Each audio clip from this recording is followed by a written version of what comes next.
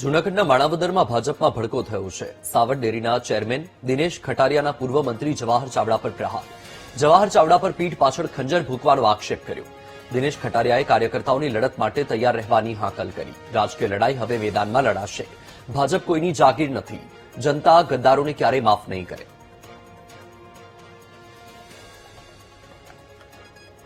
તો આપણે જણાવી દઈએ કે જૂનાગઢના માણાવદરમાં ભાજપમાં ભડકો જોવા મળી રહ્યો છે, કારણ કે સાવર ડેરીના ચેરમેન દિનેશ ખટારિયાએ પૂર્વ મંત્રી જવાહર ચાવડા પર શાબ્દિક પ્રહાર કર્યા છે।